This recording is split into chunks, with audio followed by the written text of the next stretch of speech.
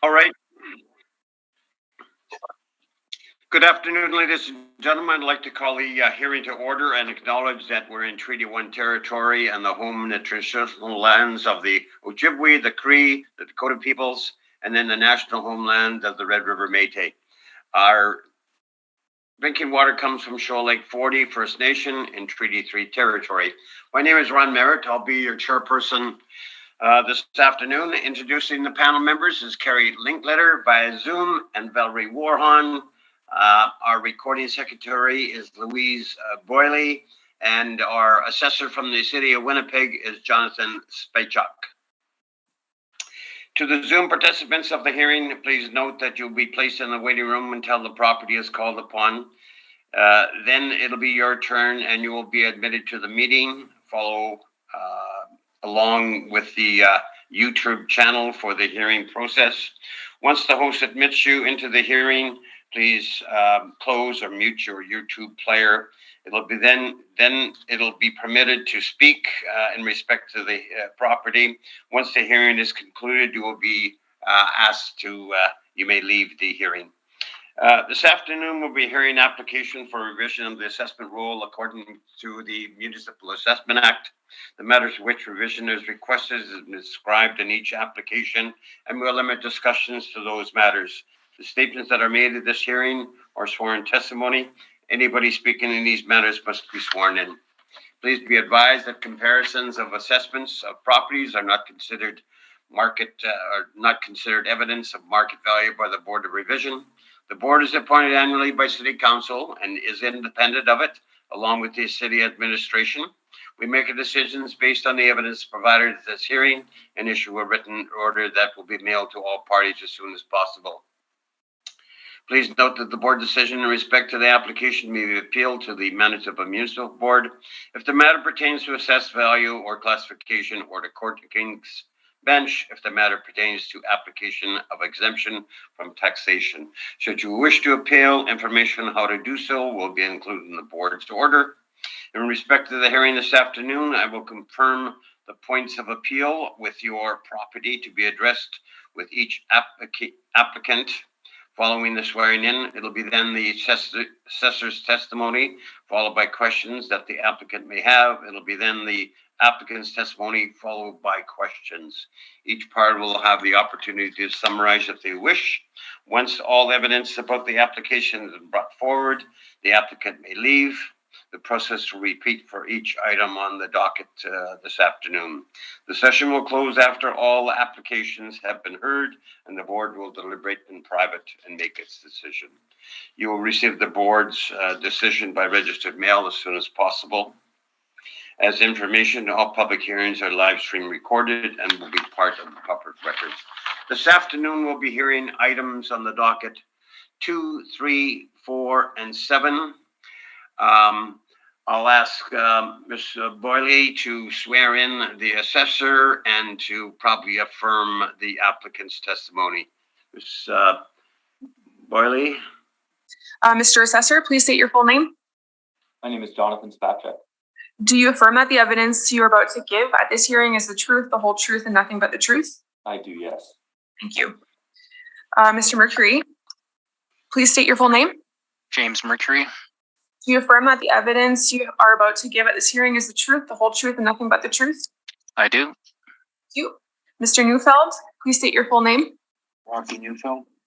Do you affirm that the evidence you're about to give at this hearing is the truth, the whole truth, and nothing but the truth? Yes, I do. All right, I apologize for being a little misled this afternoon, so my apologies, and we'll proceed with the docket. So we're going to go to 295 Archibald Street. Mr. Spychuk, you can take us through this property, and I understand there is a non-co-op issue, so you can just start us off, and then we'll deal with that. Okay, thank you, Mr. Chair. We're looking at file number 22-3392. This is roll number 0605014500. This is 295 Archibald Street. It is a 2023 value of $713,000. And if it's all right with you, we will go over the non-compliance first. We did not get a income and expense mailer for this property. And as you'll see on page 1, it is highlighted our request for non-co-op. And if we scroll down to page 10, you will see the Canada Post tracking. So this is where we sent the certified mailer, which is the second mailer we sent out. If you notice near the top of the page under tracking number, the tracking number reads LP 657-136-04CA. If we scroll down to the next page on page 11, you'll see a copy of the certified mailer we sent out. At the top left, the matching tracking for this mailer is LP 657-136-404CA. And just under there, you will see it was sent to the owner, Fontaine Electric Limited, at 517 Archibald. So what I did was I just confirmed what 517 Archibald was, and it is another property owned by this owner, and they have requested their mail be sent there. So this is down Archibald a bit, but it is their, I guess I'll call it their head office. And it was sent there. And if you scroll back up to page 10 one more time, there was a signature, but the signature name is C19, and you can see the signature at the bottom, which, I don't understand what that is, but it was signed for at the head office. So we never received the mailer back, and that is why I'm requesting non-compliance. If you have any questions, just let me know. Thank you. I thank you, sir. Mr. Newfield, Mr. Mercury, I guess, Mr. Mercury, you're going to be explaining this, so the floor is yours. Yes, just a couple of questions and then we'll have a brief presentation, Mr. Chairman. So just looking at page 10 of the brief, as you indicated, there is no signatory name, C19. I must confess, I've never seen that before, but you're not able to shed any light on what that means? Yeah, I don't know. It would be a guess. Okay, and you'd also be guessing as to it looks more like an initials than a signature per se, on the signature box. Absolutely. Okay, so, and then the letter itself that you've included, which is at page 11 of the brief, it's not addressed to anyone in particular, correct? No, just to the owner. Okay, so you wouldn't have any idea of who may have actually signed for this?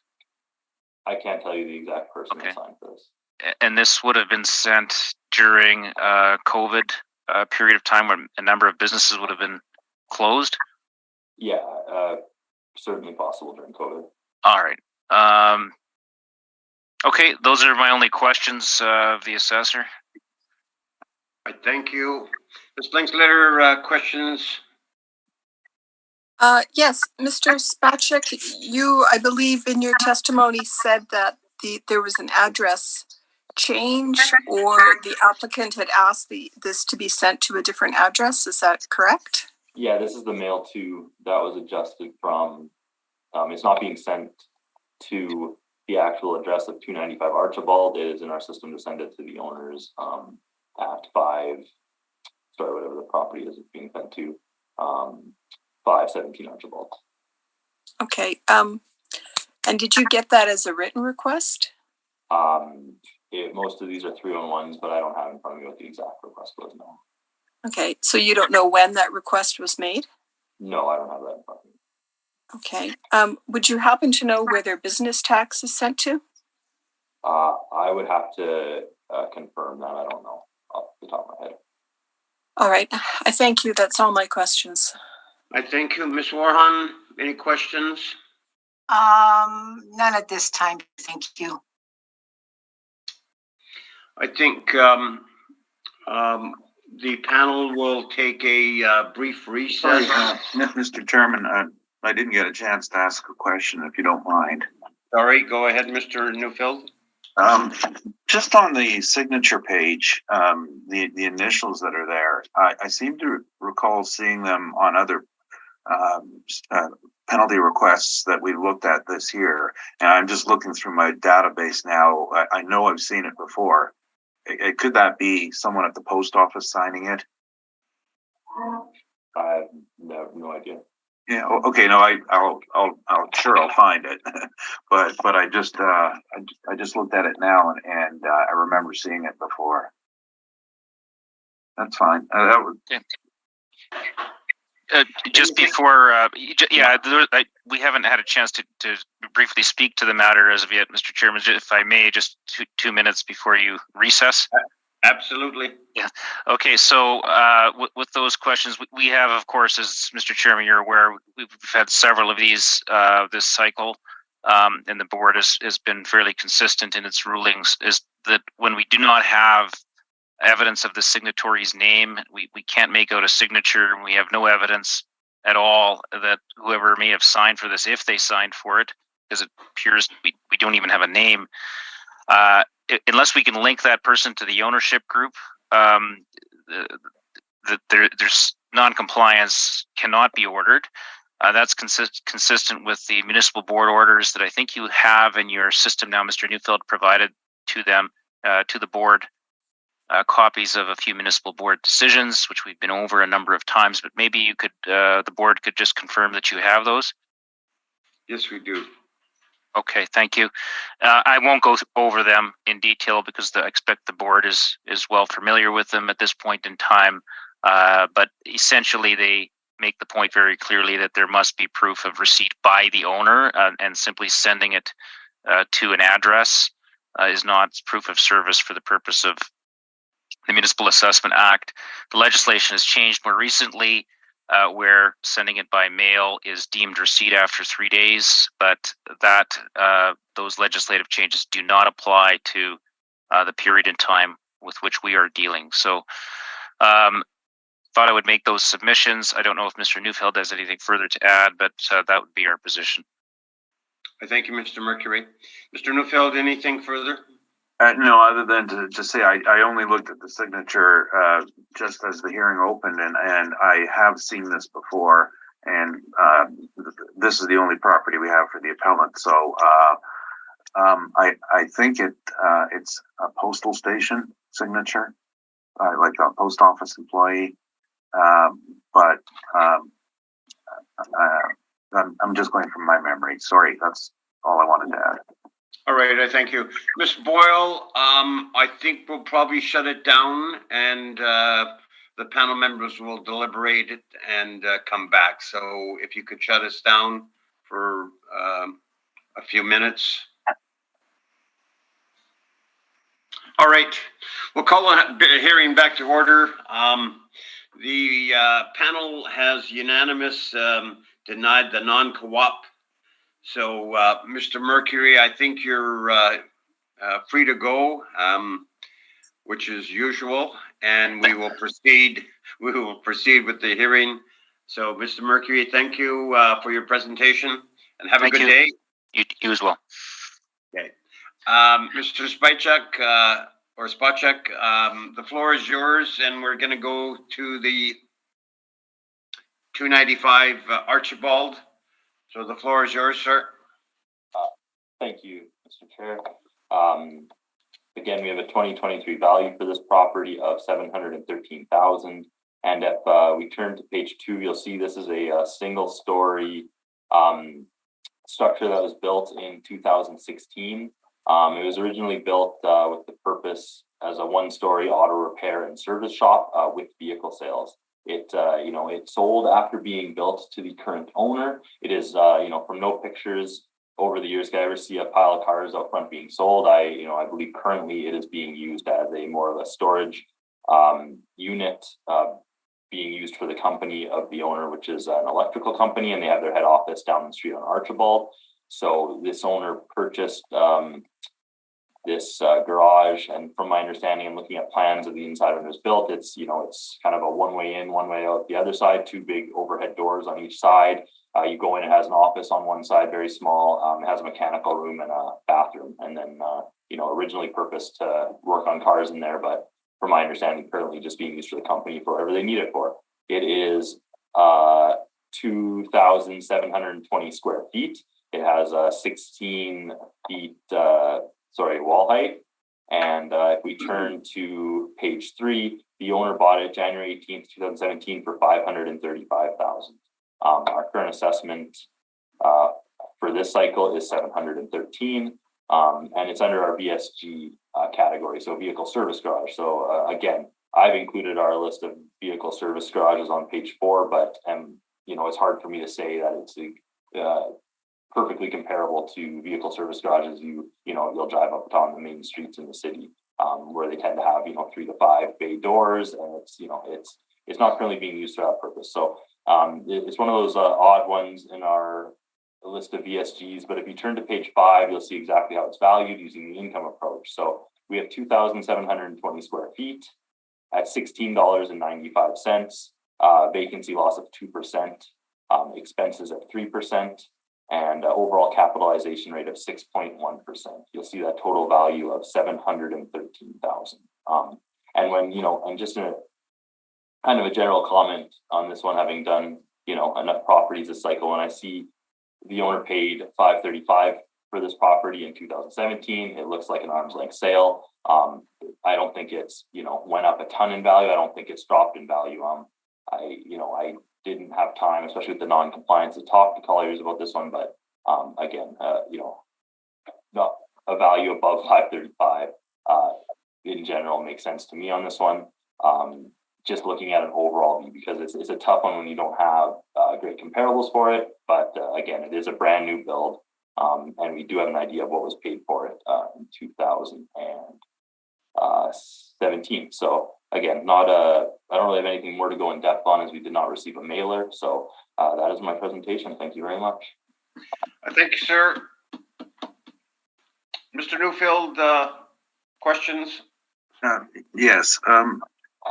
You're referring it to as built as a service garage. Has it ever been used as a garage, the current building? No, I don't. Again, I just know what was on the permit when it was built, and then the owner bought it shortly after. And from my understanding, it's just it looks from the pictures, it's not being used as a commercial auto body. It's being used as whatever the owner wants to do with it in there. Okay, and you're speaking of the permit from November 26, 2014.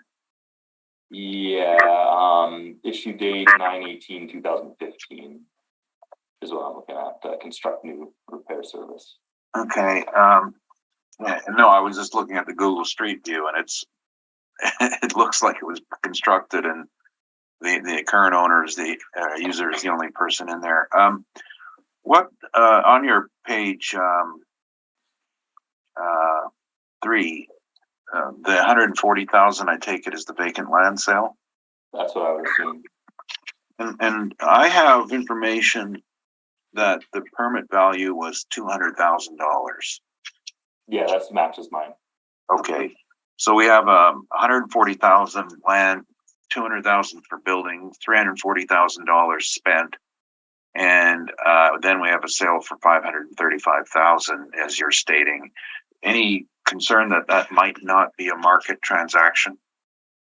Again, I just reviewed what we have for, was it a arm's length sale? Reviewed, yes, but that's all again, I'm not sure if there is ulterior motives to the sale or not. I can't, see that. Okay. And you can confirm now, of course, that some electricians premises. So it looks like yes. Okay.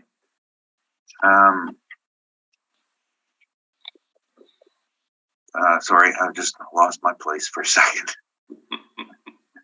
Okay. Now, in regard to its usage as an electrician's warehouse, do you think that a vehicle service garage is a good code for it in your mass appraisal system?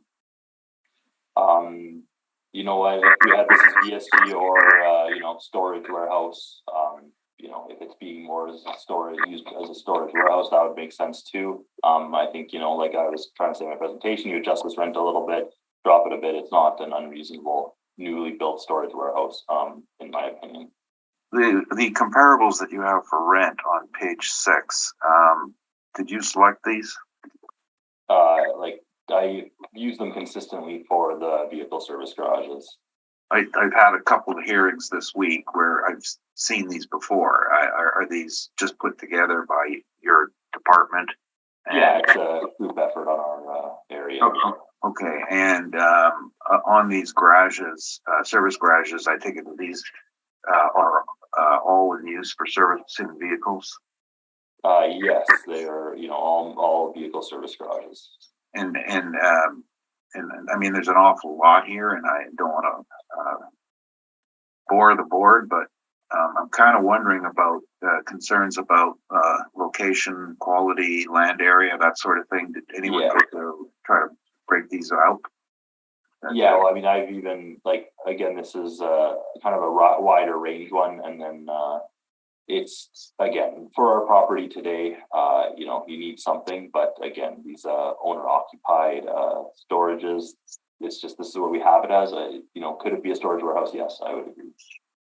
Well, for example, 3331 Portage, which is your number 3. This is a drive-in bay. Sorry, I'm looking at the picture of here.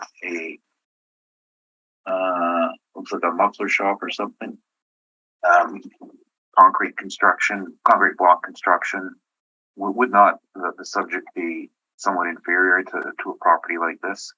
Yeah, for the use as a vehicle service garage, I would agree. Absolutely. All these are, 1990s and older built and are, although it's just a storage garage, recently built in 2016. So it's higher quality. It's not the exact same purpose is all I'm saying, which I tried to explain in my, which I tried to make clear in my thing that it's not, I'm not able to put a ton of weight on these comparables. Oh, okay, and that's fair. Now, yesterday, an assessor also stated that comp number 6 on Watt Street was a gross rent, not a net rent. If they say it was gross, from my understanding, it's a higher net rent, but it's also because it has a Domo gas bar on it. So there's a combination. Yeah, I believe there was some confusion, but I believe that. Yeah, from my understanding, it's net, but I'm not gonna die on that one. I'm not putting any weight on a Domo gas bar to this property. And most of these are badged or franchised, correct? Some are, yes. A lot of them are actually smaller auto bodies, but some are definitely. What type of construction is the subject?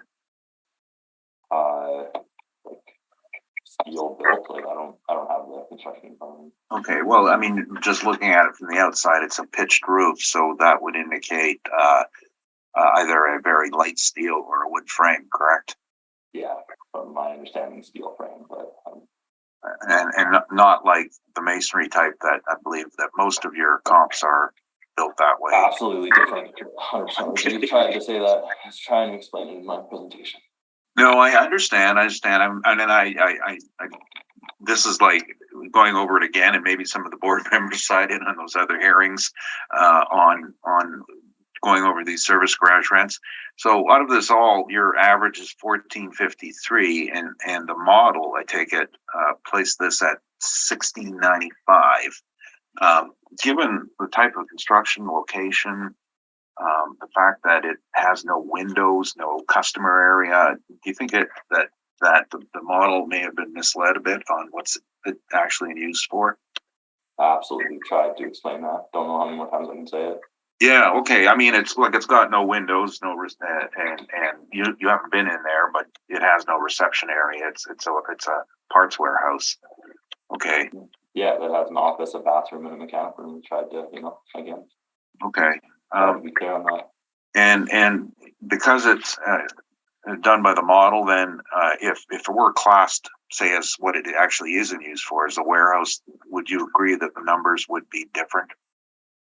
Yes, I believe, you'd get a slightly lower rent for a storage warehouse and, but it's built in 2016, so you probably get a similar little bit of a higher cap. And I think we're then getting close to the sale price of $535, which again, I think is reasonable. Did you investigate the sale though? As much as I could. It was an arm's length sale.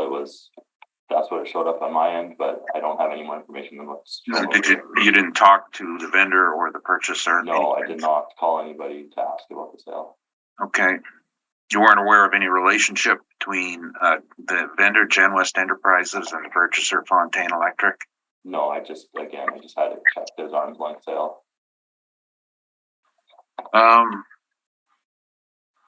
Those are my questions. Thanks.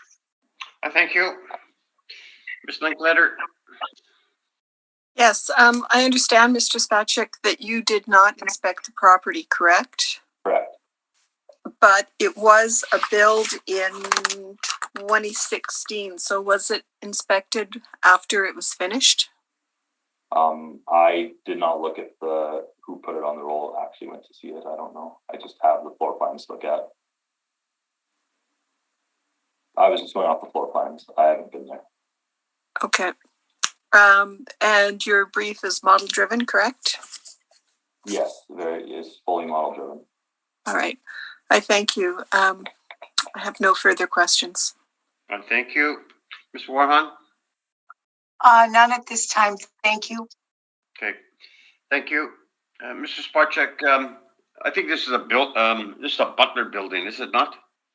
Not sure what that is. No.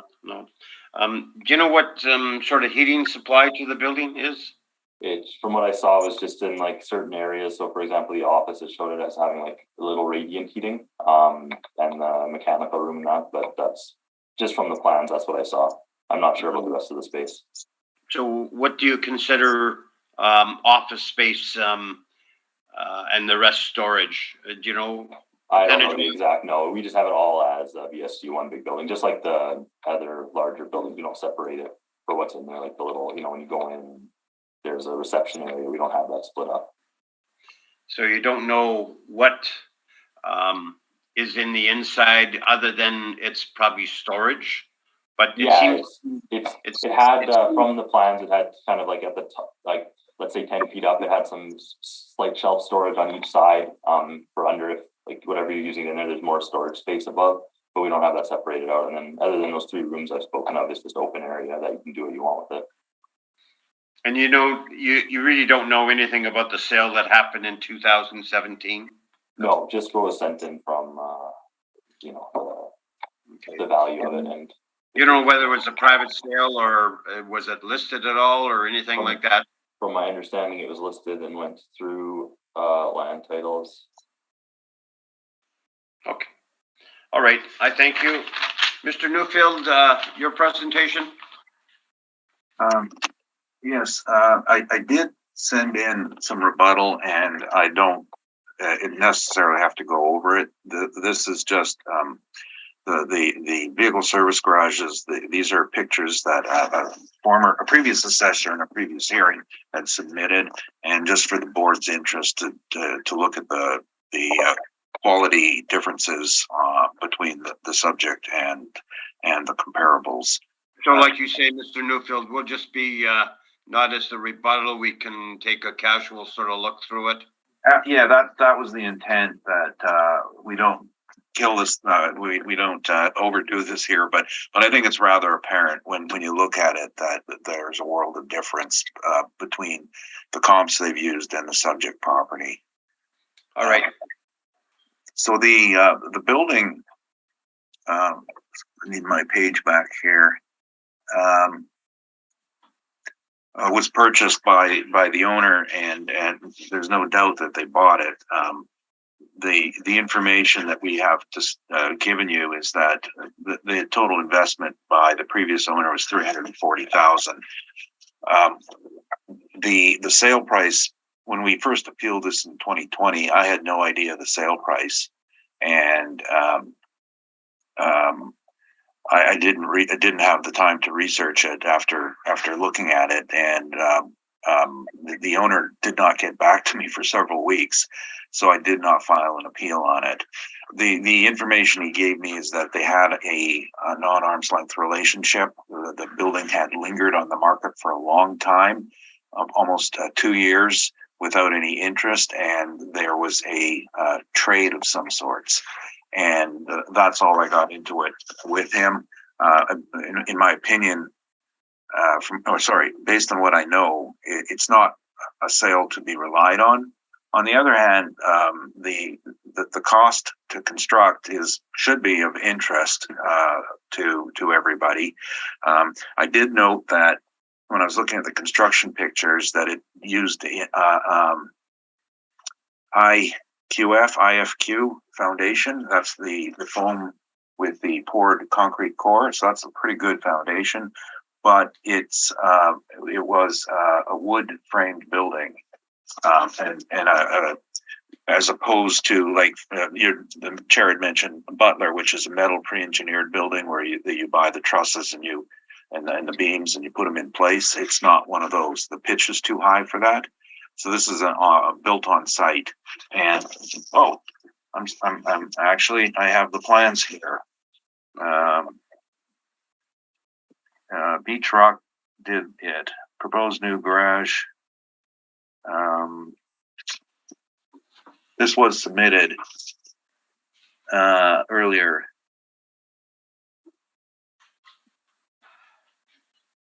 Okay, so what they did is they've used non-combustible envelope, which would be the steel sheeting. I'm sorry, the print's too small. Hole centers. I need better glasses than this. I have been in the building, and I can confirm that the roofing system is wood. It's basic. It's storage of the electrician's working materials. There is no finished area for office. I think. Sorry. There is a small area where there's a bathroom and a small kitchenette area, but it is not equipped for retail operations. It's merely storage. They have another site down the road, as the assessor mentioned, where they have their main offices. So this was an overflow for their parts. And they actually operate a very interesting business, and I can't talk about everything they do because some of it is security sensitive, but those issues then are in their other building, and this is a working part storage building. It is an industrial building, and our workup on it reflects that. The rents, you would compare it to similar industrial buildings. And, the person who did this obviously had not been in the building. I have.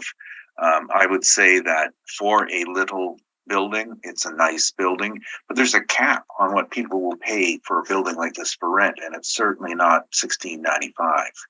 It is going to be in the neighborhood of the $6 to $7 range as a max, and but because there's no finish. Now, if someone walks in there and takes the building over and then finishes it out and puts some retail applications, great, maybe they'll improve their value, but it has not been done. It is as is. So the workup that our office prepared pegged it at $5. I personally would think I would push it higher in the range, maybe $7. I'll give you a revised number, and we all know that we change our numbers because I don't prepare these, but I have to present them, and I would like some credibility on this. It is at the upper end of the industrial range for a wood framed building. Very poor land area. So they're not going to be loading semi-trailers. They're going to be using electricians' trucks, which are much, much shorter, and it works for them. A jobber's building would be the best way to call this, a contractor site, but they are pure industrial. The vacancy, we looked at it as on an industrial basis because that's what it is, and 6% based on the Johnson report. Of course, non-recoverables, because to not do so would be misleading. Our shortfall was calculated on the taxes, and because the taxes are extremely high and the owner missed the appeal window, they are what they are. You can't have a shortfall that does not reflect that. Now, I know the assessors as a service garage is $6. As an industrial, as it is presently assessed, as it was assessed, would be $6.21. It's a non-issue for you today. And then the cap rate, we look at the industrial cap rates and warehouse rate, and our company does sell a lot of these. We don't track caps on these because they don't sell for their cap rates. The scarcity of cap rate data for this is permanent. They just don't transact in the marketplace in small little locations like this. There's no active investor base. So the best we can do is look at the active investor base, which we pegged at low end as 6%, and then look at the differences to the subject. The issues would be location, Archibald and St. Boniface, not a great location, not a bad, but it's not in where for a contractor's site, it's probably not too bad. So, I think on the location side, we might be a little aggressive. Site size, of course, is small, and that's bad in the market. Small is bad. Same with the building size, small is bad. Quality, it's essentially an insulated shed, so that's poor. Condition, I would disagree with the person who did this because it's in good condition. I mean, you can see the foundation pictures. No one uses, somebody correct me, IFQ, I get it wrong all the time. It's the foam siding, cement filled base. It's great. So that's good quality. So I would also suggest that the cap is a little bit too high. Changing condition, changing location is going to be about a 7% cap on this. And so that's my presentation, and I'm just going to find the number here. I know how much you all love when I change my numbers, but I'm somewhat thinking that the cost to build is worth looking at. Of course, by now it's depreciated, so I kind of disagree with comments like they only go up in value. I don't think that's fair. I did notice something else, and we last brought it into Peel. We used a rent of $8. Wow. Okay. I mean that's fair too. It's might have that ability to attract. So I was just going to change my rent to 8 and my cap to 7. That gives potential rent of $21,760. NOI $18,010. Value $257,000. And as I mentioned, this would never transact as an investment property. It would transact as a direct comparison approach. And looking at the math on that, that's about $90 a square foot. Cost to construct at $340,000. That's going to be about $125 a foot. I think that those are both reasonable numbers, and my opinion today is a number between 257 and 340 is fair. I'll leave it with the board. Thank you, Mr. Newfield. Mr. Spacek, questions of Mr. Newfield? I have no questions, thank you. Okay, I thank you. Ms. Linkletter? I also have no questions. Thank you. I thank you. Ms. Warhan? None, thank you. Just offhand, Mr. Newfield, you represented this property before under Yes, the yes, that's correct. Did this property have a tower in front of it before? Or am I thinking of something else? I was just looking at Google Street View. I didn't see it. It had a bunch of old equipment on the site. It looks like tree cutting equipment. Yeah, but no, I thought there was a tower, like a Rogers Tower. No. Yeah. I have it right in front of me here. I just want to take another look at it, but could be a different property. I don't. No, there's a street light. That's all there's there. No tower. No. Okay. Summation, either party? No summation here, thank you. Mr. Newfield? Sure. It's in an industrial part of Winnipeg on Archibald. It's surrounded by industrial uses. It's an industrial use itself. I think it was coded improperly as a service garage, which resulted in a value that's not representative of it. Sale chasing is incorrect in this case, but I don't have a problem with chasing the original costs because somebody thought it was worth $340,000 when they built it. You can look at the cost approach and depreciate it to what the income would show at 257.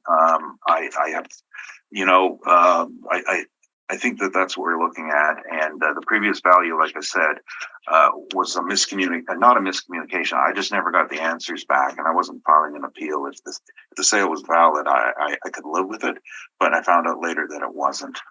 So that appeal cycle was missed. So that's the difference between this assessment request and what was out there last year. Alrighty. Let's go on to the next property, which is 1360 Kenniston Boulevard. Mr. Spacek, whenever you're ready. Thank you, Mr. Chair. We are looking at file number 22-2600. This is roll number 1-000-677-6065.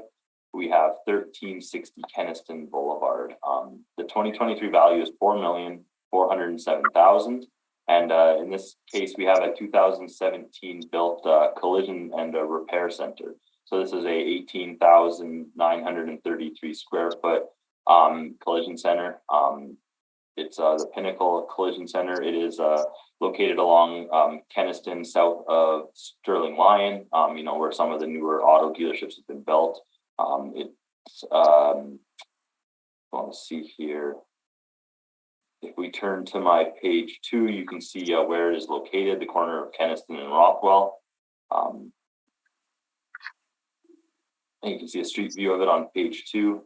Again, this is a larger collision center. And when we turn to the income approach on page 4, we have 18,933 square feet at $17.51 a square foot. We have a vacancy loss of 2%, expenses of 3%, shortfall of $6, and an overall capitalization rate of 7.1%. So again, larger collision center. So this is, a large vehicle service garage. I've had a bunch of these this cycle, and we have a bunch around Winnipeg, usually located in, areas where they sell cars. The problem is they're all owner occupied, and, we don't have any great leases for the larger sized ones. So our model gives you $17.51. And again, our vehicle service garage comparables, as you can see from the last one on page 5, you'll see the only large one we have is actually comparable 12. So in our case today, we have a 2017 built on Kenniston, and our largest comparable that's an actual vehicle service garage that pays in that rent is 1870 King Edward, comparable 12. So this is a 1979 built, so it's an older vehicle service garage, but it has a lease in place from 2019. It's 17,000 square feet. They pay $10.15. Again, this is a different area. It's more industrial. They serve semi trucks. It's an older building, but again, just to understand what on the low end there would be $10.15. And then we have a new building on Kenniston, where our model is giving us $17.50. So again, we don't have any cap rates for these. Again, they're all owner occupied, and if not, they're usually gross rents in place. You'll see on page 9, we have a income and expense mailer sent in by the owner. So we have it filled out as a gross rent in place. Again, so it's not too helpful for us today, but they are reporting the same leasable leasable areas. So again, that's not much more to go over. That is my presentation. Thank you. I thank you.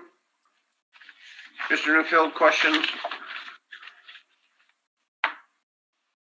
Yes. Was this done by the model? Yes. Yeah, model generated. I'm just curious about something here because you're listing 331,000 on your page 6, and then on your page 9, this form you provided says 331,000. I'm just kind of wondering if there was an override. The total value we're showing is what, 407? The potential rent, yeah. Yeah, that's from the 331. Yeah. Yeah. And that's what's showing on page 6. What do you mean? I'm not seeing. Yeah, I'm just wondering if this was an override that someone was reading this form and trying to interpret it. No, I don't understand. Like, Okay. like the rent was adjusted. Where is it showing a difference? Well, again, this is your information on line 218. Like on my brief you're looking at? Yeah. Well, I would show me the pages. I don't see the difference. Okay, well, it's almost the same number, so I was wondering if you had an override. Also, on that form, and I don't have a best copy. Okay, I see. No, it's fine. I see the number now. But on your page, I believe 2, you state no subject leases. Yeah, like when I reviewed this, I saw a gross lease, but again, not that much information is filled out, and I know 98% of these that I've had are owner occupied with book rent. I'm not sure the situation in this building. I'm just showing there is a report. They're reporting a gross lease in place. All right, so you're not then a net lease. You're not then relying on that. I'm not using it. No, it's just that they're reporting again on page 9. They're reporting an NOI of 331,000.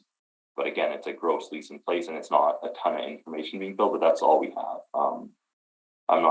I've never mentioned anything about it. It's a gross lease in place. On your page 5, sorry, I didn't want to interrupt you. On your page 9, vehicle service garage, are any of these body shops? Sorry, my page 9. My page. Your rental rates. 5. Yeah. Yeah. Are they vehicle service garages? No, body shops. Body shops, like larger collision centers, like the subject. Yeah. No, the closest one, it would be number 12. It's a semi-truck one on King Edward. But again, these large, we don't have, there just doesn't seem to be any net rent for the larger ones. And your chart on page 5 does then indicate some economy of scale. Yeah, I would, again, there would be I believe a rental rate would be, a reduction in rental rate based on a super large size. Okay. As it gets bigger.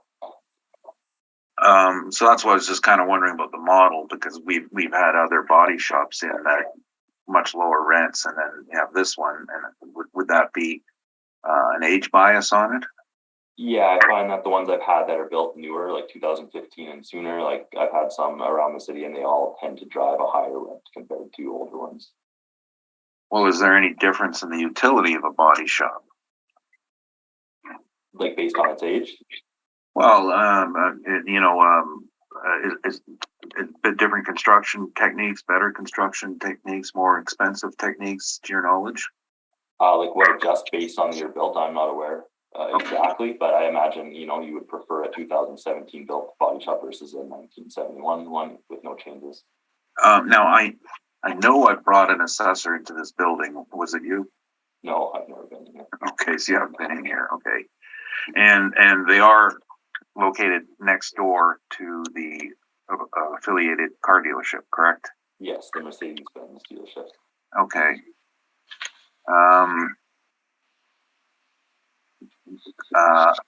Those are my questions. Thanks.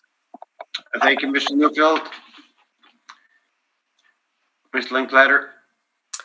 My questions have been asked and answered. Thank you. I thank you.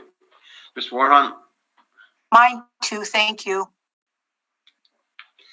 I thank you. Mr. Spacek, this is recently built. Is there permits kicking around for it?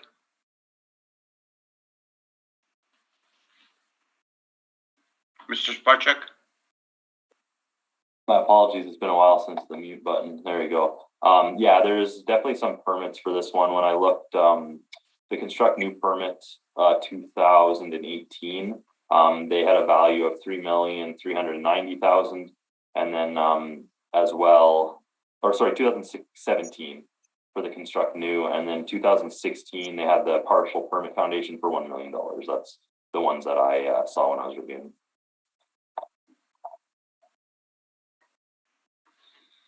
So a total of about 4 million? Total of approximately 4,490,000 of just declared value for those two permits.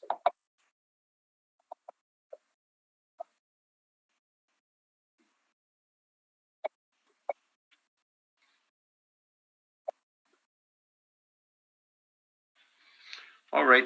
I thank you. Mr. Newfield, your presentation? Sorry, just to redirect, on those permit values, have the costs of the business equipment been taken out? If that's how construction companies fill out those forms, I don't know. I don't know if they add business value to construction permits. So you didn't, There's never much detail on the, it's just they have declared value, and that's what, I don't have any more than that. okay. And do you know who the contractor was? I don't have it open in front of me, no. Okay. Do you know who took out the permit? I would have to open it. I don't have that in front of me, no. Okay. That's fine. Those are my questions then.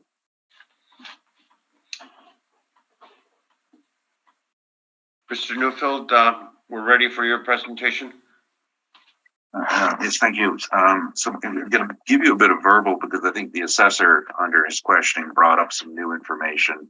And just, I'm going to address it verbally. I have a document in front of me that I'm reading from.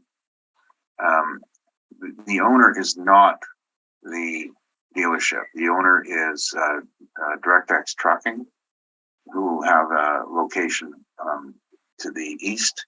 They sold the land to the dealership, and then they took this particular location and developed it for the owner and did a lease back. The contractor was Thomas Builders. The permits were taken out with everything in it. And how do I know this? Because my ex-son-in-law was the construction manager on it. We're very, very close pool of knowledge here when he was at Thomas. And the amortization period on the payback was set at 15 years. It's not a lease. It's a loan repayment, and it included the equipment and included a land allocation.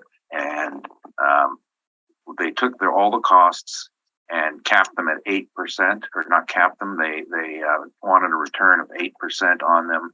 And at the end of this period, then it reverts to market. So at that point, the tenant, or as I like to call them in this case, the person repaying the loan, has the option to buy it at market, or they look at an extension term at market. So the first years are all repayment. And I'm sorry, it's 15 years that I'm looking at. And all costs, including equipment, at an 8% payback. As such, it's a non-typical transaction, and it doesn't fit into market value. Doesn't fit into what is the definition of value that we're looking at in Municipal Assessment Act is what is the most probable price that someone could sell this for on the market. It says nothing about chasing creative deals here, and that's what this is. And the advantages for both parties are very clear. If you've been involved in a lot of these properties, and the other thing I do have to mention is that none of what I'm giving you is hearsay. I have known the owners for 40 years. No, 30 years, I should say. I'm not that old. My father knew the owner going back to the 50s. This is, I'm their in-house valuation counsel. So I was there when it went up. I was there when it was open for business. I was there a week ago to make an appointment for my car. I have a little boo-boo, and what they have in there is the equipment is they have at the time of being built is the most modern aluminum paint booth process in the city, and so this was amortized into the costs. And one of the advantages of this is as there are more and more cars going to lightweight metals and fancier paints, the older shops aren't able to do it with the old downdraft style. They need this. So that's when I was asking the assessor about if he knew anything about this. Again, business equipment. So forgetting all that, because it's not relevant, we looked at the value on it and rents, and there's a perfect rent for it. And on my page 3, I'm going to speak to a couple of rents. It's like I've been saying these for the last 3 days. They just looking at the body shop rents to focus on it is 700 Moray, which is a decent body shop, $6 rent, a bad location, good shop, and 983 Wall, inferior location, 475 rent, 2535 Inkster, similar square footage, and the rent was revised to 2016 and at $8. This was a former automobile dealership converted into a truck body shop. Really good building, older, but it's a good strong frame on it. And lastly, the Boyd rents at the bottom of page 3. Dudley is a 1950s building, inferior. King Edward is, I think it's about 20 years old, at 842. And the one I think we're going to have to put the greatest weight on is Scurfield. I forgot to put the number on Scurfield. This is at the corner of Scurfield and Dovercourt. It is the former egg hatchery. I actually appraised the site for sale, and then was involved with one party making an offer. And it was an egg hatchery. First sale went through to a vet who wanted to do use it as an operating theater because he liked the environment that the hatchery had. It had negative airflow and walls that were sealed. And then Boyd came along, and they loved the hatchery because they could fit their paint booths in there. It was a really good fit. They ran it for $905 a square foot. Now they did put their own improvements in there, their own equipment, but $905 was for the real estate, 13,000 feet, virtually identical location, a little bit less land than the subject, and that's why we went to $10 as a market rent. That's what it would command on the market, $10. The cap we've used on it is, and I put the excerpt from the recovery industrial lease and building costs. As I'd mentioned, what was interesting is they set a rate of return of 8% on that. And it's true, that's at a shorter term, 15 years. A typical cap rate is going to be based on 35 years. So it's accelerated. It shows higher, but in this case, because we're dealing with a body shop, it's appropriate because they tend to have short lifespans and changes in use. So our value then comes to $1,698,000, and I note the assessment from the prior period was $2,347,000. So I think, I see what the issue is. What the heck is this vacancy at 11.6%? Yeah, I don't know what that's all about. See, okay, this is an error because Fort Garry vacancy at 17%. You see what we're doing here is we're taking that city rate and Fort Garry mean and just trying to show a local flavor to it. But I would never use Fort Garry mean because it's in the midst of gentrification, change in use. So that should be 6%. I apologize for that.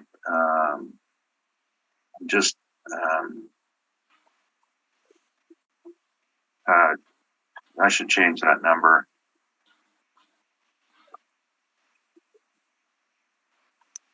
Because that actually would be a fairly significant change because with shortfall and everything, that's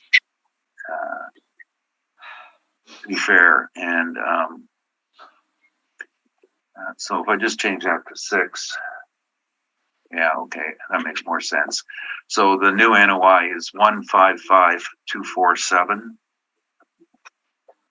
and indicating value of 1,941,000.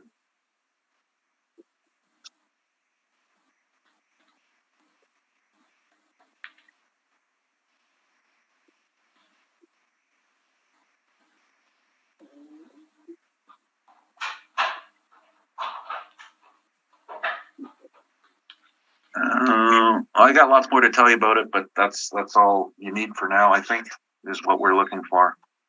Thank you, Mr. Newfield. Mr. Spychuk? I have no questions. Thank you, Mr. Chair. Thank you. Ms. Linkletter? I also have no questions, but have you lost my video feed? We have, yeah.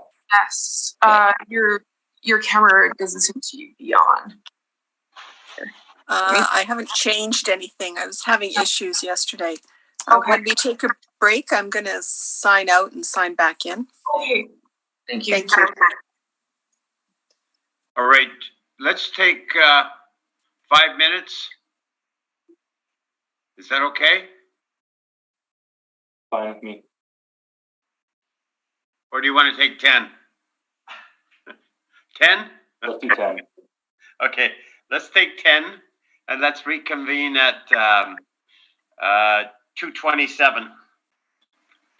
All right, we'll call the hearing back to order. And I think we had just heard Mr. Newfield's presentation and he changed some figures. So, Mr. Spychuk, I think your turn to ask questions of Mr. Newfield.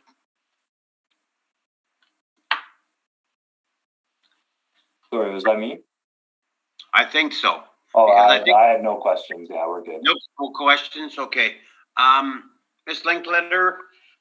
I also have no questions. Thank you. All right. Thank you. Ms. Warhan? None, thank you. So, Mr. Newfield, I just want to go over this figure here. Your new NOI is 155,247, and you're still capping it at 8%, giving you a value of 1,941,000. That's correct. All right. Summation, either party? No summation, thank you. I do. Firstly, there's a lot of history as to how this property was set up, and absolutely none of it relates to market value.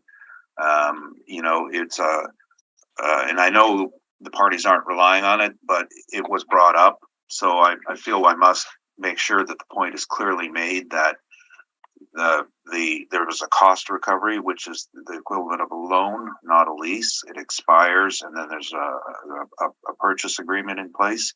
None of the information that none of the costs that went into this repayment plan were remotely close to market value. The equipment was in there, as well as the land was amortized into it at the price that the vendor wanted. The purchaser, the guy who's paying the loan back, I don't like to call him the tenant, wanted the site for business reasons because it was beside their shop. It gave them more space. And if you note in the pictures, there's trucks there. And Mercedes has a very good truck business. They didn't have land on their main dealership. This allowed them to store trucks and sell them. And rather than the alternative was actually a competitor of the parent company would get the work. So very strong business motivation, and that's why I just want to make clear that there's deals out there in the market that you have to be aware of the motivations. They have to relate to market value transactions, not assemblage, which was this case, or business reasons, and distill it down. We had some very interesting rents presented. The assessor has a rent similar size at $10. He says it's older. Yesterday, the day before yesterday, I questioned the assessor on location, and he says, no, it doesn't matter for location for a body shop. So, there are dissenting opinions, but I think you have to give that one on King Edward. He has some weight, and the other one to give weight is the one on Scurfield. That's what the market would dictate, and these are real numbers, not artificial numbers. And I make my living out of ferreting out the deals that are not realty value, because our world is populated with a lot of non-realty deals in it, and that's what is important to bring to the board, the honest truth on this. And I guess sometimes I always don't get the message across, but I think we're very credible, and that's I'm just never mind. Sorry, that was my comment. All right, I thank you, Mr. Newfield. We'll move on to 176 Watson Street. So, Mr. Spacek, whenever you're ready, you can take us through this property. Thank you, Mr. Chair. Make sure I have the right one here.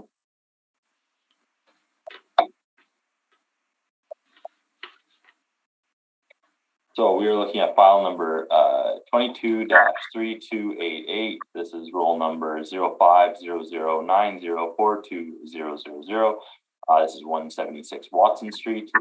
We have a 2023 value of $1,384,000. And since we're really mixing it up today, we now have a car wash. So we have the Blondie's Car Wash and Laundromat. You can see an aerial photo of it on page 2. Again, this building has, you can see from the top of it, it has a little bit of piecework built, but originally built in 1983 with some upgrades over the years. We have the total leasable area right now of 13,152. So if you look at the bottom of page 2, you can see a better layout of the car wash. You can see some more pictures included on page 3 to see around where it is. And if you're not familiar where Watson Street is, this is just this is near, getting close to the corner of Leela and McPhillips. This is located south of McPhillips on Watson and Kingberg. Again, the way we have this one worked up with the income approach on page 5, we have the building is built out into some different areas, as it's like a car wash, laundromat. So it has some different areas in it, but overall, if you look on my page 5, you'll see all 13,152 square feet. Everything except for 1,842 is put as storage. So everything is standard finished car wash.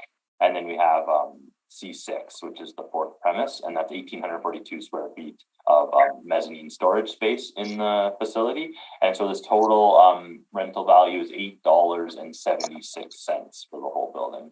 We have a 2% vacancy loss, 3% expenses, $6 shortfall, and a 7.8% cap rate. And this is how we get a total value of $1,384,000. If you turn on page 6, I do have a list of, it's our the same comparables I use for gas stations and car washes, but you'll see what we found is 2 standalone car wash comparables. So if you look at comparable number 3, 1761 Pembina, this is the true blue car wash built in 1988.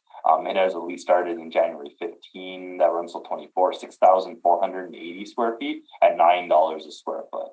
And, if you're not familiar with that parcel, it's just a long, narrow parcel with a few buildings on it. And in the car wash, it's a long wash at the back of it. And then if we turn to comparable number 9, we have, if we turn to comparable, we actually also have, one second here. We also have comparable number 5. This is 830 Cloud. This is the White Whale car wash. This is a wand wash as well. It's 8,938 square feet rent, and it's $10.07 a square foot. And then if we look at our last, comparable number 9 is our third last. This is 1361 Phillips. So this is the Northgate car wash that is close by. This is a standalone wand wash as well, located at the Northgate shopping center. It was originally built in 1967, so it's an older car wash. We have a lease start of 2017, 3,360 square feet at $14.51. So again, we have a range of, we have 3 different rents at $9, $10.07, and $14.51 for net leases of standalone car washes. Our subject today is at $876. And Again, they have included a mailer starting on page number 10, and they've also including a statement of earning income and retained earnings. But if you have any questions, that is my presentation. Thank you. I thank you, sir. Mr. Neufeld? Yes, page 5, was this all done with by the model? Yeah, it's all model-driven income approach. Okay. Well, on page 6, what is an SKP? That's a kiosk for a gas station. Oh, So kiosk. it's a convenience center. So those are all. Again, I'm not leaning on any of those today. Yeah, I have that list instead of making a separate one. I just include that, and I also have a gas station after that. No, that's fine. I was just wanted to know that. Now, you got 3 VCWs, Yes. 1761 Pembina Wand, 830 McLeod Wand, and 1361. That's a drive-through, right? Which one? 1361 McPhillips. That's a drive-through. If you say, I thought it was the one, but I'm probably mistaken then. Oh, well, no, I appraised it many years ago. Okay. Okay, that's now on your page 5, you've got 5 premise IDs. This is owner occupied, right? Yes. So why wouldn't you just use like one premise ID? You know what? I don't know. You could have it organized as one or to represent the different spaces. I guess to get that mezz storage space in there, they threw it, and then because different parts were built at different years, they were added separately. And then it's just one way to show it. But again, the blended rent is $8.76. $8.76, right now. But the question is, none of the spaces can be independently rented, can they? No, but they depend on yeah. the com. Okay, and if you would treat it all 13,000 feet under one premise ID, would it likely indicate a lower rental rate per square foot? Yeah, it might. If you get 13,000 square foot of car wash, it might drop it down a bit for economies of scale. Okay, and you mentioned the owner's usages in there. You mentioned the car wash. Did you say the laundromat? I saw that there's a laundromat in there, and then I also saw some pictures that almost had like a little convenience store maybe, but it seems like even some of them have dog washes, like it's a multi, it's a little more. Yeah, okay, that's what I was wondering. Wash. There's a dog wash in there, correct. Now, any comps on dog washing? You know what, probably pretty close to car washes. Yeah, well, if you saw my dog, you'd probably say, yeah, put him in a car wash. Yeah. Okay, and now the cap rate, does the model generate a higher cap for the car wash than a typical, say, like a service garage or something? Than a gas station, yeah, it does, for sure. And is that due to the issue of moisture? Do you know? I mean, exactly. No, I think it's just they're a little less needed than say a gas station, and a little less, probably a little less useful after they're probably a little more to maintain. I'm not sure, but there is a difference in cap rate to represent the standalone car wash. Yeah. Okay.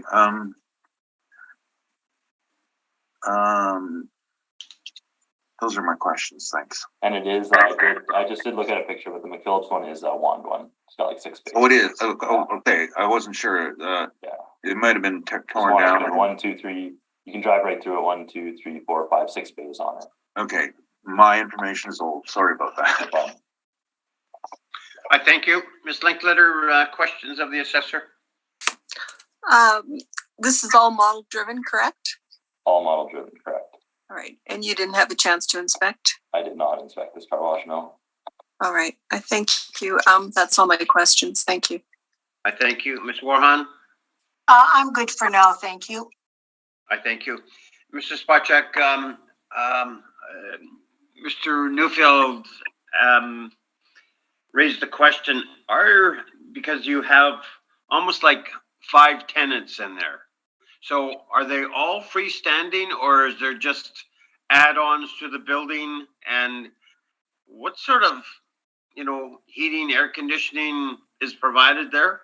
Is it just one unit is it 5 separate units, or is it one unit just all together with add-ons? Yeah, I believe it's one unit altogether with different add-ons, and like, I can just see the pictures of the AC on the roof, but I'm not sure of the setup. I'm assuming they have to expand it as they have built it out over the years, but again, I can't give you a definite answer on AC and heating. So the cap rate of 7.8, is that more or less related to the car wash and because it's the biggest? Yeah, like this is all under the model thinks this whole all 13,000 square feet are a car wash, and then so it's using that our car wash rents, which you'll find in the cycle are mostly between $9 and $13, like right in that range of all the car washes across the city.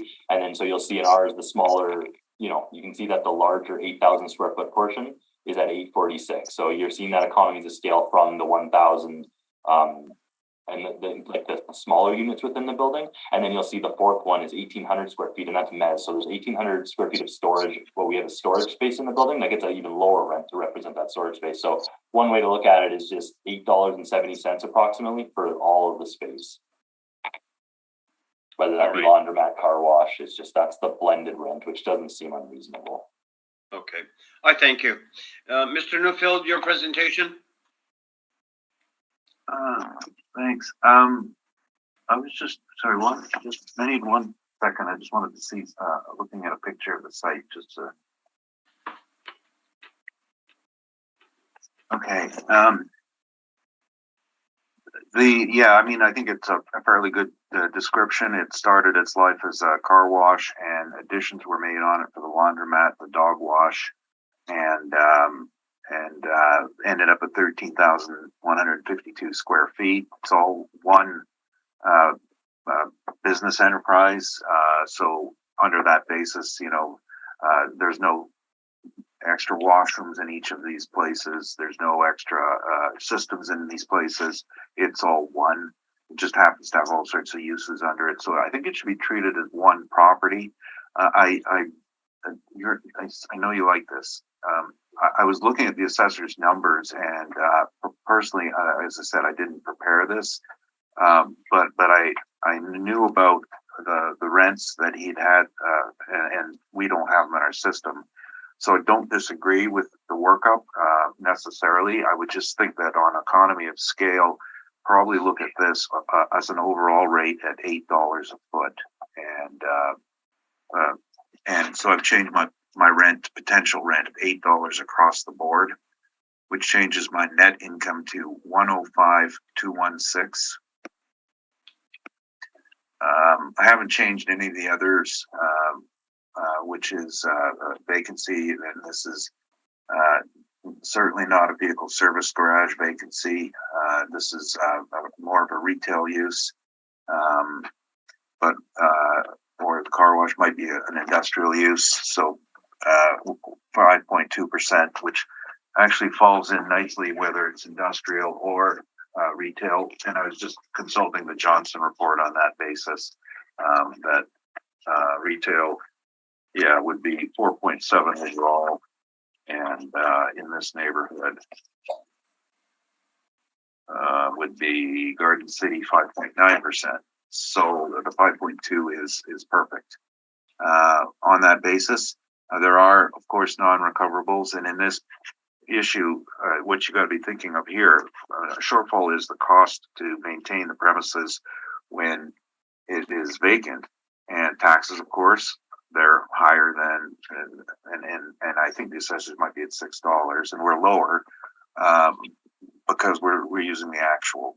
One thing to consider is because there's an enormous amount of water in the building, it would be a great concern if it were vacant for maintaining the heat and security to ensure that the heat is kept up if it were vacant. Just thoughts that go through my mind. They're not in contention, but we're looking at this for what it is, and those are the concerns. So my NOI now changes to 88,915. On the cap side, I guess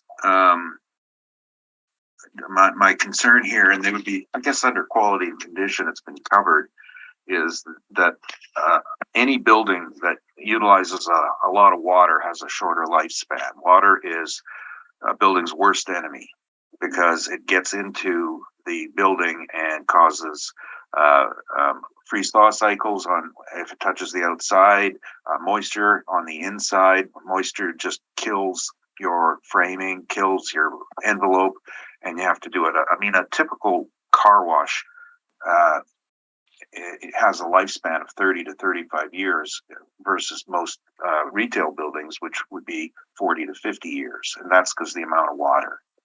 And then as a result, they would also need more extensive repairs along the way, repointing, resealing.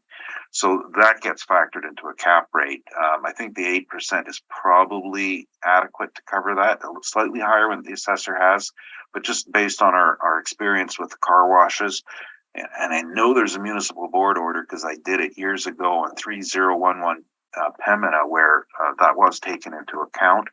I don't like case law because every case is different, but I know it's been looked at. So at 8%, the value comes to $1,111,1111 increase over last year. And I think in this case, that's probably normally I'm very critical of people who forget that COVID existed and how much it killed businesses. In this case, car washing and laundries went on, so a nominal increase seems fair. It is more survived better than many other industries. Certainly not for a 40% increase, but from 937 to 1111 is about 10%, and that would be appropriate. That's my presentation. Thank you, sir. Mr. Spacek, questions? Yeah, just one thing I wanted to clarify. When you're going over the rents, you said for the $6 or for the rents you used, you said these are the actuals? No. Sorry. I changed it all to $8, and I was very impressed with your workup. I thought that your number on the car wash at 846 for the 8,000 feet was really good, and I just said it should be $8 overall on economy of scale. Okay, so you're using an $8 rent now. Yeah. And sorry, what does that total value work out to? For $8? The potential is 105,216. Okay, and do we know what the total value is with those in? Yeah, NOI 88,915, and I capped it 8% for 1,111,000.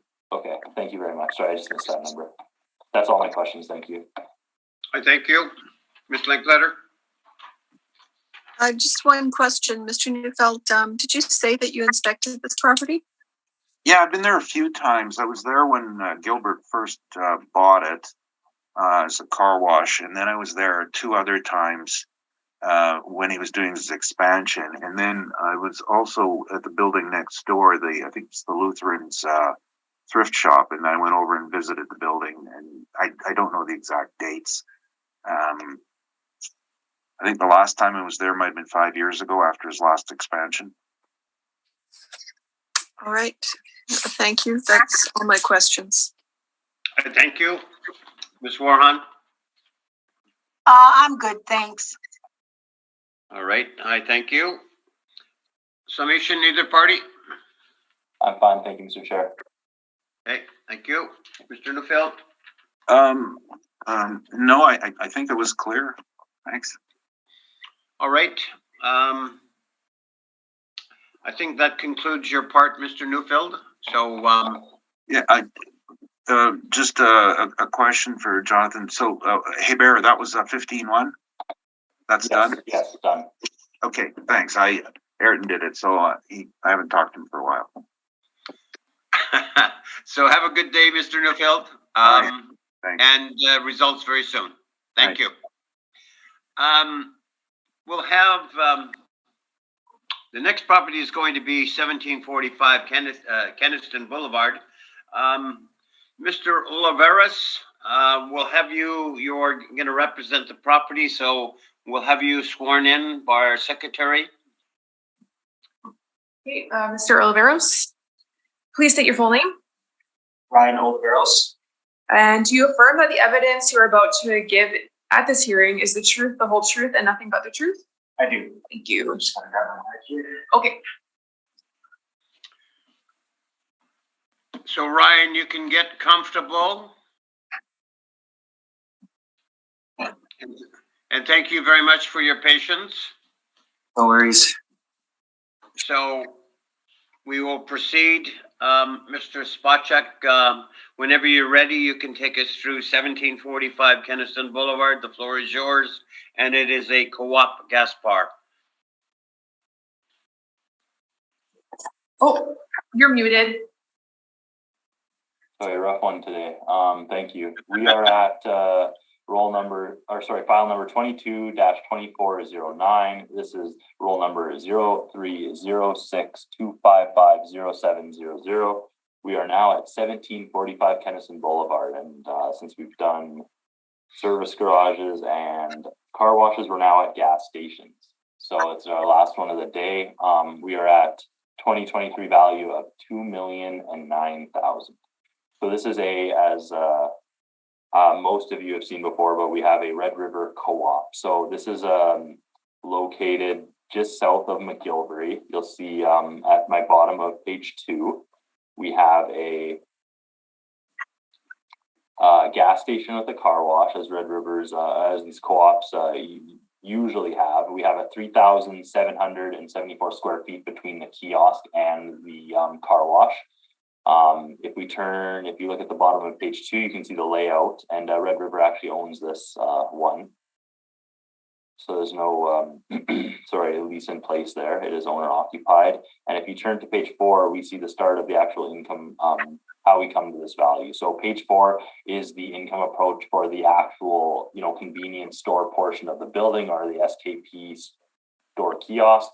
So this is 1,326 square feet. So we have a smaller kiosk, and it has $46.95 rent. We have a 2% vacancy loss for the 2023 cycle. We have 3% expenses, and we have $6 for shortfall. We have it as a 5.05% cap rate, and that is a total capitalized value of $1,168,000. And then we have under that, we have an additional building value. And since there is no disagreement on that additional building value, at least for this appeal, I'm not going to get deep into it, but I have included what is included on page 5 in that. So if you're interested to see what's included in that additional building value, you can look on page 5. But if we keep scrolling to see the rest of this value, it's on page 6. So there is a car wash on site, and it is 2,448 square feet. It is valued at $11.25. And we have our standard car wash parameters. So we're at 2% for vacancy, 3% for expenses, $6 for shortfall, and a 6.8% cap rate for $381,000. And so if you ever need a summary of that value, it is on page 8. There's 2 income streams, and they're all there. I'm going to go back and just explain the rental rate being used for this gas station. So again, we have a Red River Co-op that was built in 2001. It is a deriving model-based rental rate of $46.95. If we look at our page 7, I've included our list of gas station and kiosks that are currently being leased out in the city, and some car washes as well that we've already went over, but I'll go over them one more time. Mr. Spacek, I'll save you some time. Okay. You are in agreement in regards to the car wash value. Okay, sorry, I must have missed that. And you are in agreement with the pumps and additional expense. The only thing in question is the kiosk, right? Okay, so I'll just stick to the kiosk rents for you guys quick, and then that'll save us. If you're in agreement, that's fine. 100%. So I think in essence, you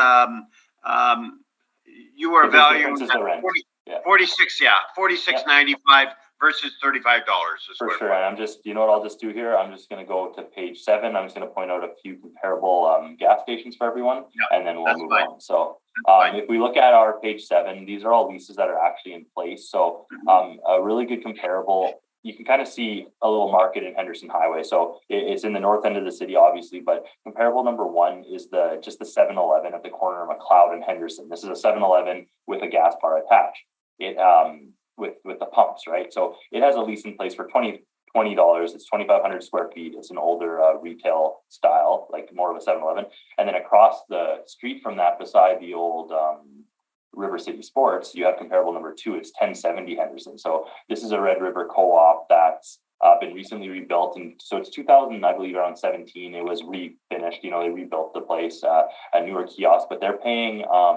Red River's paying $51.22 for 1,680 square feet of kiosk. They do not have a car wash at that one. So that Henderson one is just a new, and you're seeing that rental rate, and that's for $51 and a 1070 Henderson. And then, you know, again, we have other ones around the city, but that's the only actual Red River one we have. I'm not going to talk about the smaller kiosks that have much higher rental rates. You know, you will notice that we have like a Domo, and we have some of the Safeway gas bars, and because they're such small kiosks, like 100 to 300 square feet, they derive such higher rents. So when we're looking at our 1,300 square foot area, that's where we're getting that $46.95 per our model. But again, the other close one nearby that will be pretty relevant today is comparable number 9. It's 690 Sterling Line. And so this is a shell that was built in 2014, and you can see the range in rental rates for these. As this is 3,600 square feet. So it's, you know, it's again almost it is pretty much twice the size as ours, but this is a shell that's off. It's off of Kenaston to the west. It's on Sterling Line when you're going into the IKEA there. It's at a net rental rate. Its most recent lease up, or its most recent step up, is at $31.72. So again, I'm not in disagreement that there's a range, but I do think the location of our subject property, combined with the size of the kiosk, that $46.95 isn't unreasonable. And you know, those are probably some of the better comparables I have on page 7 that I've went over. So, and since there's not much else that is in disagreement, I'll just stop it there for everyone. And if you have any more questions, you can let me know. Thank you. Thank you, sir. Mr. Oliveris, questions of the assessor? I do. Thank you, Mr. Chair. Mr. Spacek, going to page 4 of your evidence here, are your inputs here all model driven? Yes. Okay. And if we look at your comparables on page 7 here, I'm just noticing that we have some of the smaller kiosks. So I know you brought us to the attention of 3 specific ones, but would you agree that economies of scale, the smaller comparables, in fact, do have a higher rate per square foot? Absolutely, yes. Okay. Is the model influenced by those smaller rents at all? Or sorry, the larger rents, but the smaller kiosks? Yeah, I would say that when you have a higher rent, a net rent put in, you know, you're going to end up showing in your model, when you have smaller spaces, they're going to rent for higher. So, you know, you're most often going to find a higher rent in place for smaller kiosks and get economies of scale usually as they get larger.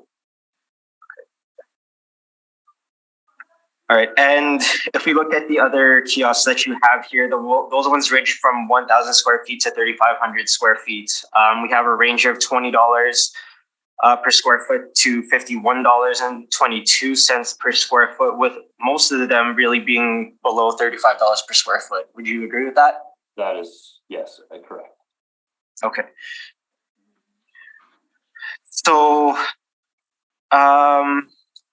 going to the cap rate now, the cap rate that the model's generated here is 5.05%, correct? Yes. Okay. This property, it functions as a single economic unit. Would you agree with that? Correct, yes. Okay. Can I ask why the model's generated such a different cap rate, or why there's such a difference in the cap rate between the kiosk portion and the vehicle car wash?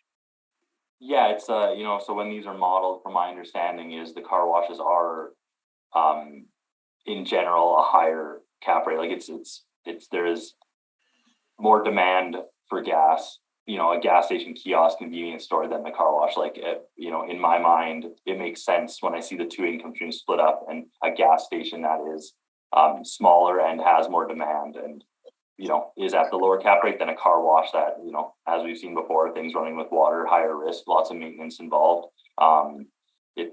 There's, many reasons for the difference in the cap rates, but I believe that's why, some of the main reasons why it'd be good to look at it as two different cap rates for the, two different purposes. So the cap rate table that you have on page 9 of your evidence here. So these are the cap rates that are taken into consideration when establishing cap rate for the kiosk or the convenience store, I should say. Well, so we don't really have a SKP retail, like a rental rate range, and we don't have a like a car wash range on these charts. They're you almost have to think of them as like sub cap rates. We're not showing the range because there's just so few of them, if that makes sense, and the range isn't that large. Okay. So I'm not actually providing a range for these properties today. All right. Would you agree that the convenience store portion would actually fall more under the range of your retail cap rates here? Yeah, like for sure. Like out of all of these, I would say a convenience store is closest to retail. Absolutely. Okay. And the cap rates under the City of Winnipeg column here, they're ranging the 20th to the 80th percentile, 6% to 6.8%. For the strip malls, like the little strip stores on the main streets, yeah, like a strip retail shop is from 6 to 6.8 for sure. Yes, or so I should just ask this in general. I guess the cap rates that we're seeing here for, I guess, retail that you're presenting range from 6.1 to 7.2. Yeah, like I'm not using this like regional retail. This is an RSC, like that's an RSC cap rate. That's the range for the RSCs. Yeah, like we're not using that range, but that is the range for RSCs, the 20th to 80th percentile for this cycle. Okay.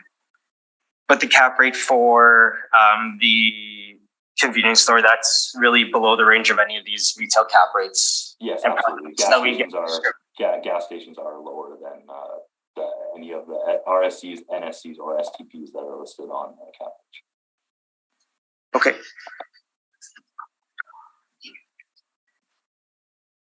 And the pumps, tanks, and canopies, those are all within the adjustment that we have here, 459,000, just to be clear on that point? Yes, true. Okay. Those are all my questions. Thank you. I thank you. Ms. Linkletter? Yes, so Mr. Spacek, basically, your cap rate of 5.05 is completely model, correct? Yes, absolutely. Okay. Thank you. That's all my questions. Thank you. Thank you. Ms. Warren? Mine were answered. Thank you. Okay. I thank you. Ryan, we're ready for your presentation. Hey, thank you, Mr. Chair. So Mr. Spacek has done a good job of describing the property here. So I'm just going to skip over the first few pages of my brief and go straight on to page 14 here. Like Mr. Spacek had mentioned, we do agree on the value that was placed on the vehicle car wash. So we are accepting the value at $381,000. Where disagreement is with the convenience store portion. So the city's model, they've generated a cap rate of $46.95 a square foot to the convenience store. So we've looked at these comparables here that you see on page 14. They range in age from 1986 to 2007 here. Comparables 3 and 4 looked into that. The actual age of the convenience store itself is 1996. Comparables 3 and 4 also, that's just a one shell gas station. This is just the way we have it in our databases where we split out the car wash as well as the convenience store. So the areas of these comparables that we have, they range from 1,275 square feet to 4,580 square feet. Comparable number 1 there, that's a 7-Eleven. Comparable 2 is a Petro Canada. and the remaining comparables here are all Shell gas stations. You can see all the lease start dates here. They are all signed before the reference date, and the lease rates range from $15.44 a square foot to $43.56 per square foot. Index number 1 as well. It is just a convenience store, but the rest are convenience stores, as well as having a car wash. So I do recognize that, of course, as I made in questioning there, that economies of scale should be taken into account here.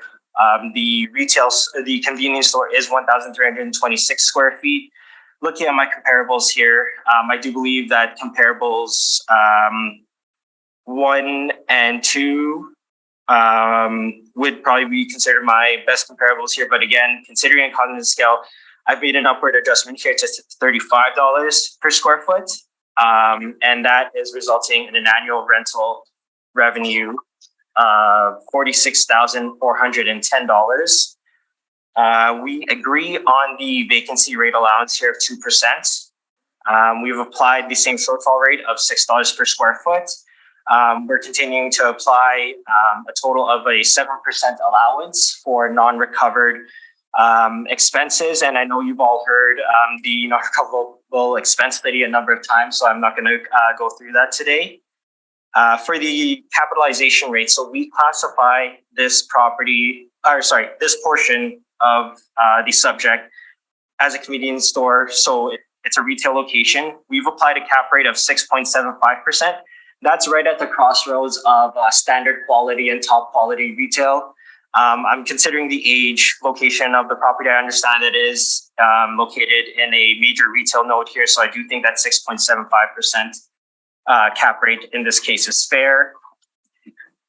And that has resulted in my final value here for the convenience store of $1,083,000. Combining that with the car wash, the total assessed value that I have is $1,464,000, and that is the value that I asked the board to reduce the 2023 assessment to today.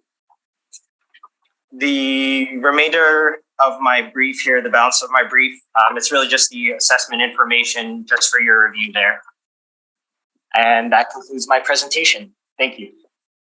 I thank you very kindly, sir. Mr. Sparchuk, questions of the applicant? I have no questions. Thank you, Mr. Chair. I thank you. Ms. Linkletter?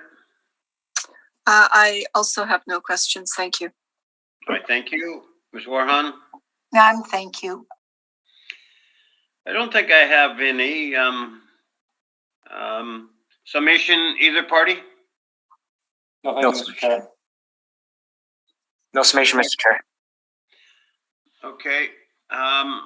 Mr. Sparchuk, thank you for your presentations, and have a good day. Ryan, thank you very kindly. Somebody has to be last, unfortunately, so you will get results very soon. So thank you and have a good day. We have heard all the scheduled items, and this hearing is now adjourned. Thank you all. Thank you very much, everyone. Thank you. Have a good Thank day. you, everyone. Bye.